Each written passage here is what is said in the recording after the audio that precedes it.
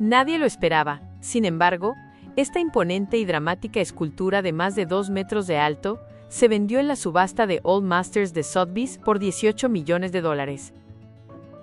Se trata del Laocoonte de Hamilton, cuya escena en bronce representa una historia mítica, escrita hace más de 2000 años. Me refiero a la del sacerdote troyano que osó desconfiar de los griegos. ¿Conocen la leyenda? Esperen un segundo y la conocerán.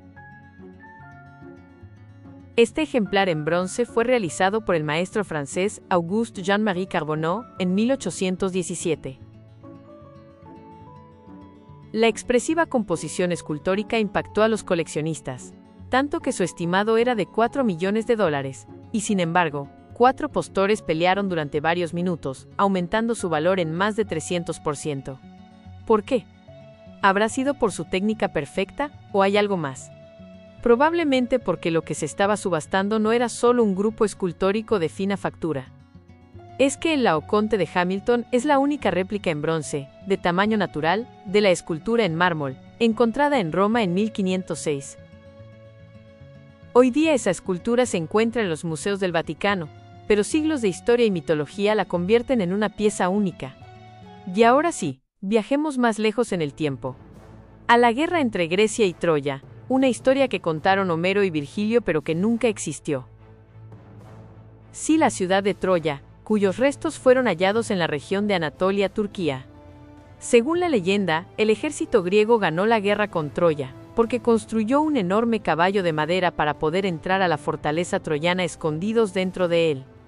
He aquí un cuadro del artista francés Henri Paul Mot que representa esa historia. De acuerdo a la Eneida, de Virgilio, los troyanos creyeron que el caballo era un regalo de los griegos. Pero Laocoonte no. Advirtió a sus compañeros del engaño a viva voz. A raíz de ello, la diosa Atenea enfureció con él. Le envió 2 serpientes marinas que enrollaron a Laocoonte y a sus hijos hasta matarlos. En verdad, los dioses griegos no eran muy piadosos.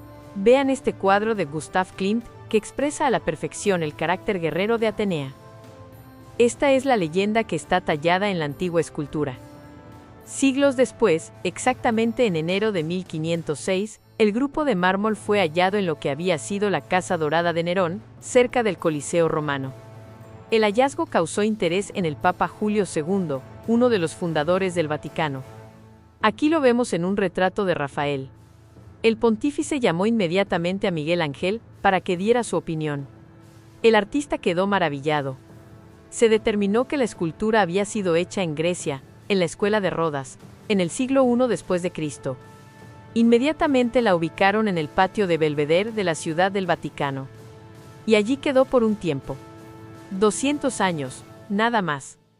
En 1796, un joven Napoleón, aquí en un famoso cuadro de Antoine Gros, llega a Italia luego de derrotar a los austríacos, a los sardos y a otros ejércitos de la península itálica, y entra a los estados pontificios. Allí firma el Tratado de Tolentino con el Papa Pío VI, por una paz que no respetaría. A cambio se lleva, entre otras cosas, el Laocoonte.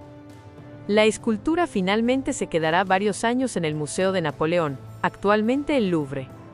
Es en este punto en el que Carbonneau tomó moldes del Laocoonte original para luego fundir la estatua en bronce con el método de fundición con arena.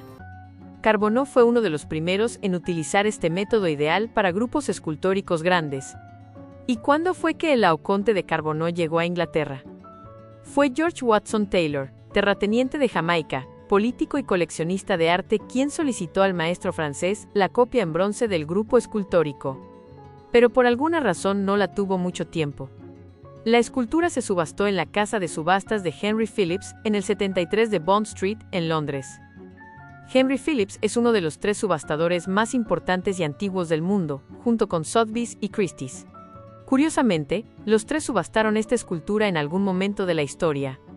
En 1848, el impresionante bronce fue vendido a Alexander Douglas Hamilton, 10º duque de Hamilton, de quien la escultura tomaría su nombre.